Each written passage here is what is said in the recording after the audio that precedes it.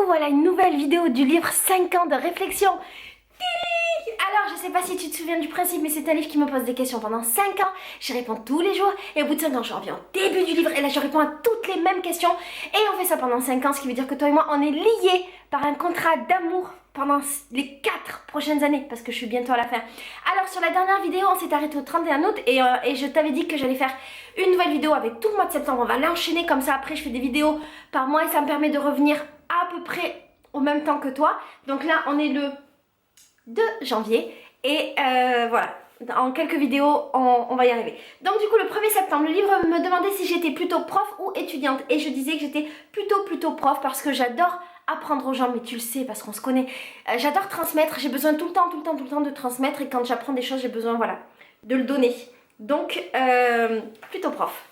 2 septembre, chez vous, votre chez vous est-il impeccable? Tu sais que je suis une bordélique. J'ai marqué que c'est toujours un bordel toujours un bordel et toujours propre. En fait, c'est toujours un bordel parce que Farid et moi on est des gros bordéliques, mais je passe ma vie à ranger. Donc tous les jours je fais le grand nettoyage, rangement de la maison.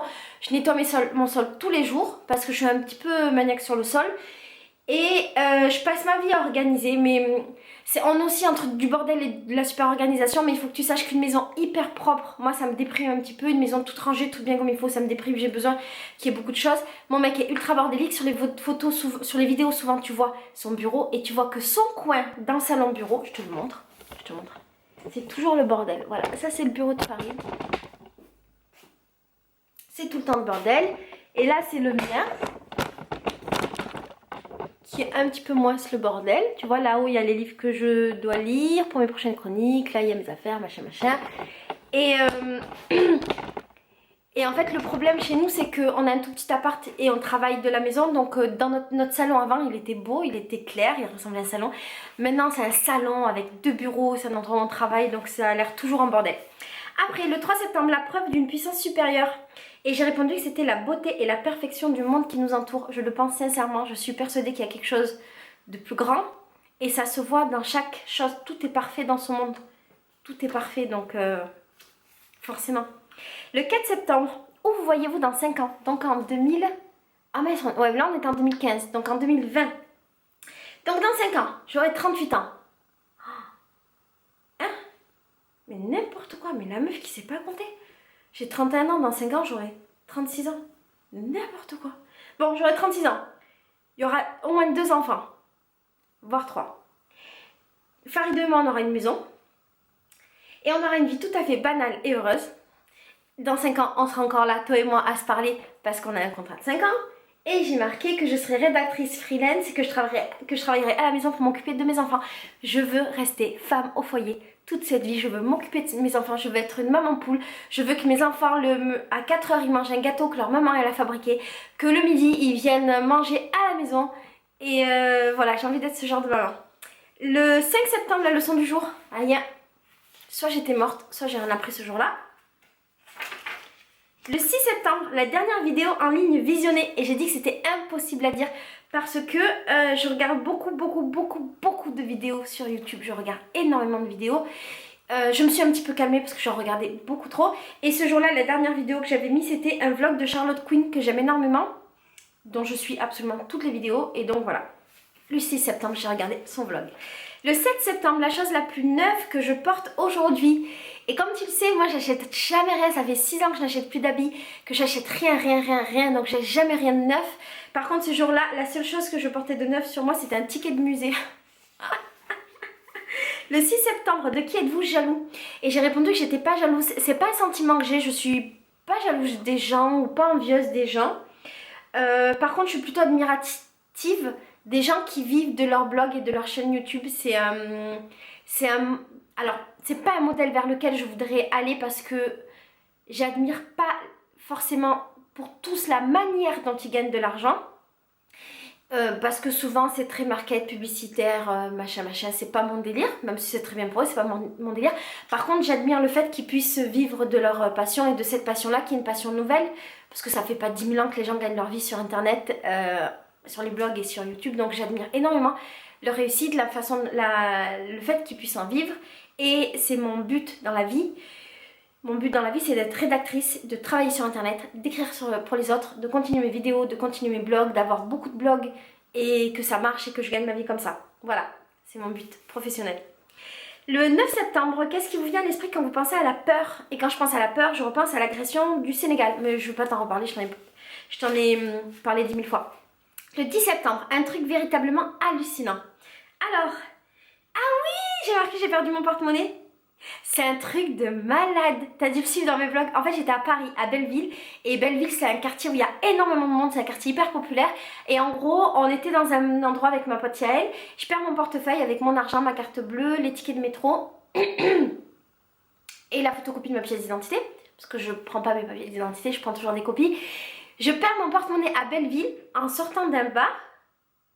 Et en fait, on se promène pendant 1 heure. Au bout d'1 heure, je me rends compte que j'ai perdu mon porte-monnaie. Du coup, on refait tout le chemin en arrière, on cherche partout et tout. Ça a coupé, je sais plus où j'en étais. Mais en gros, je te disais que du coup, mon porte-monnaie était perdu. On a fait pendant 1 heure tout le trajet pour essayer de retrouver le porte-monnaie. On n'a pas trouvé, ce qui était normal. Et en fait, à un moment donné, je te jure, c'est vrai.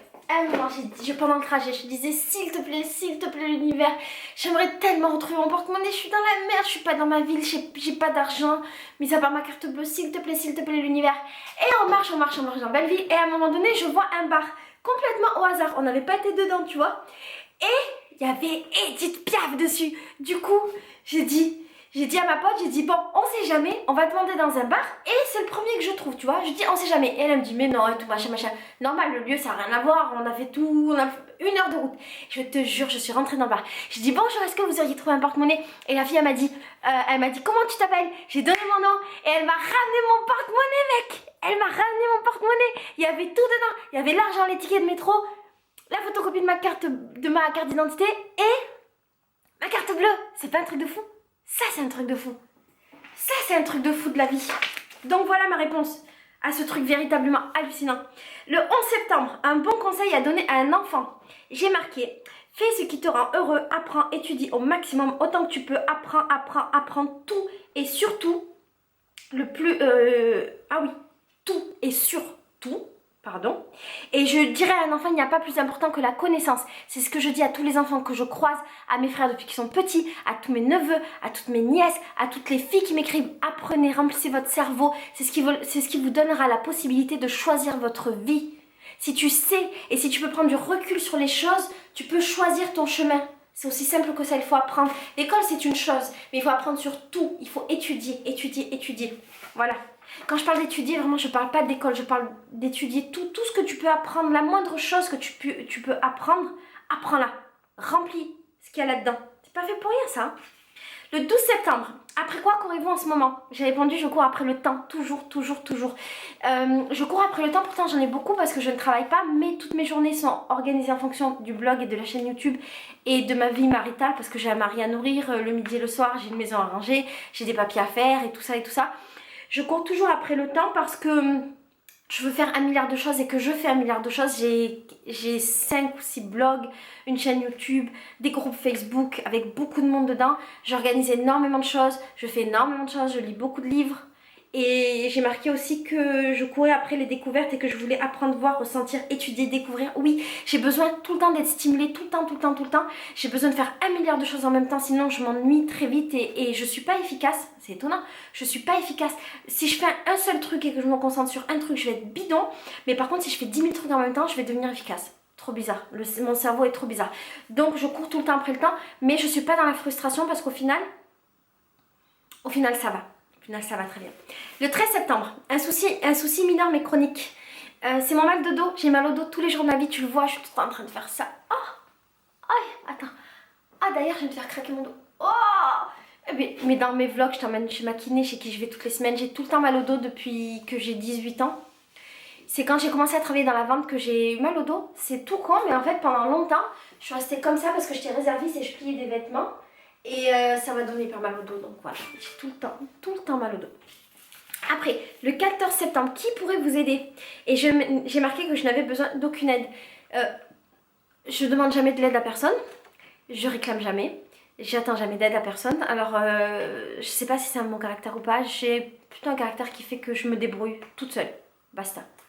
Voilà. Et ce jour-là, par contre, j'avais besoin qu'on vienne réparer mon internet.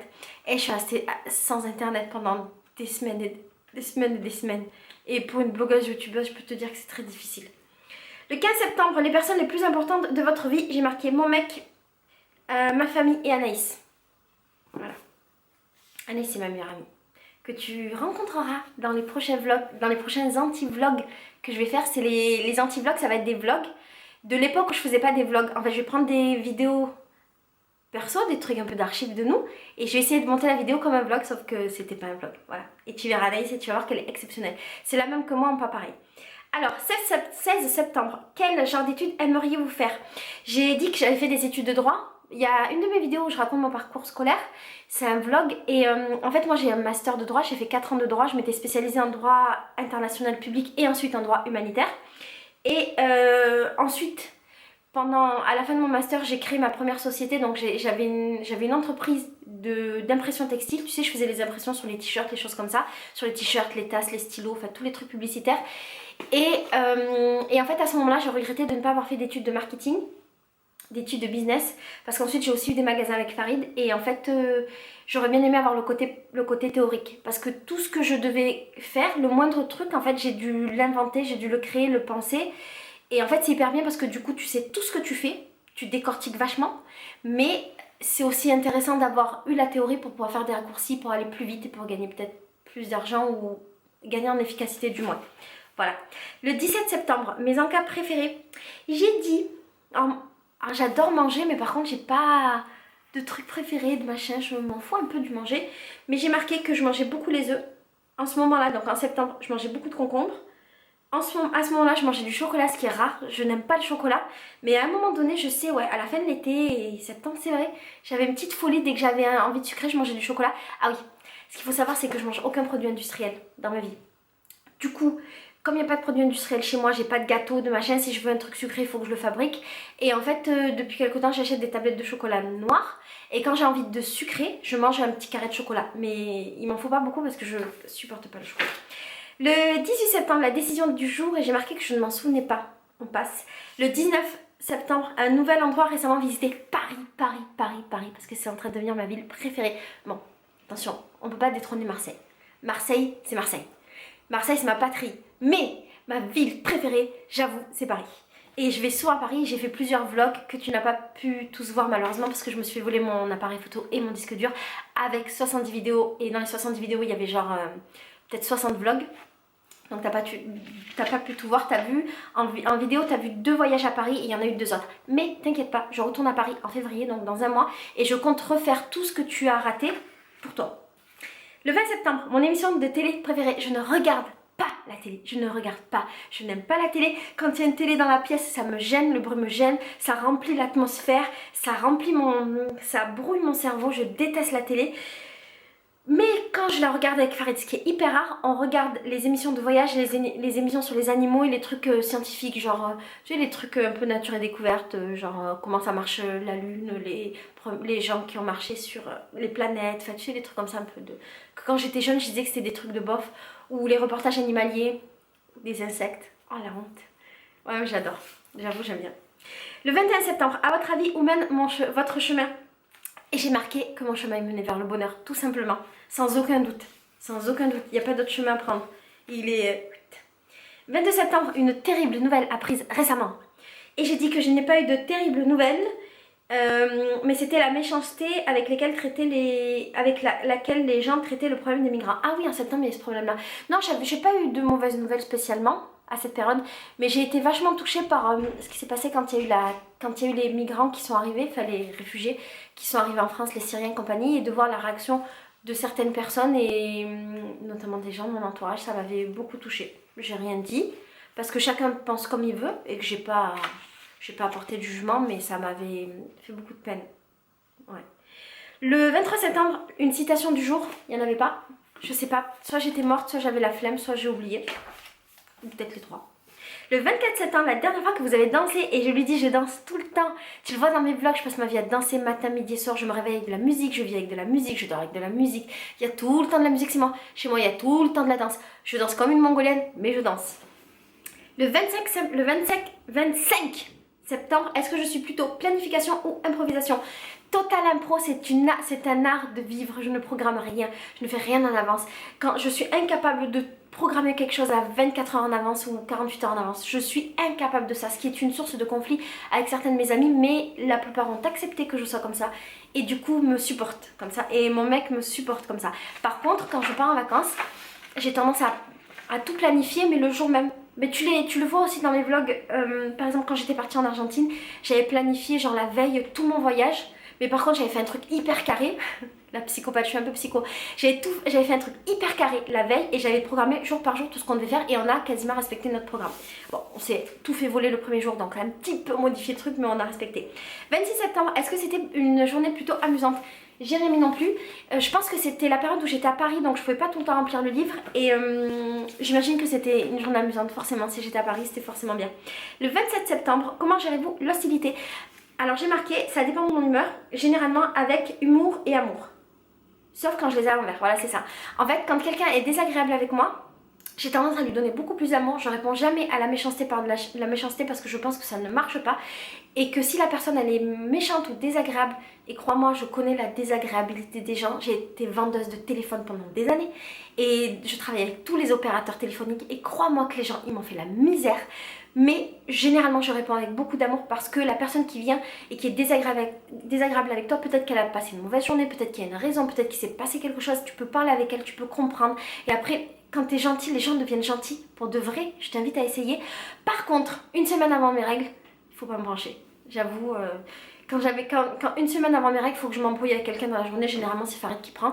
Et quand j'avais mes magasins, quand j'avais mon magasin, je m'embrouillais toujours avec un client. Je le savais, je savais que j'étais comme ça, qu'il fallait que je m'embrouille avec quelqu'un. Puis une fois que je m'étais embrouillée, ça allait mieux. Voilà.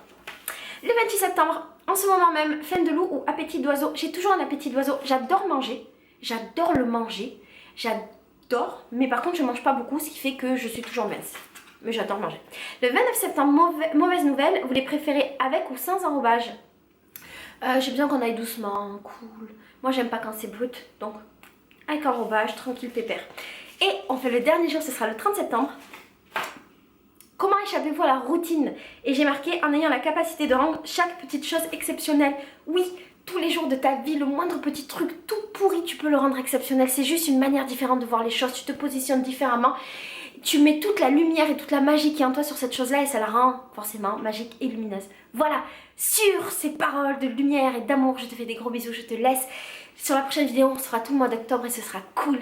Et je t'embrasse très très fort. Bisous. Mouah.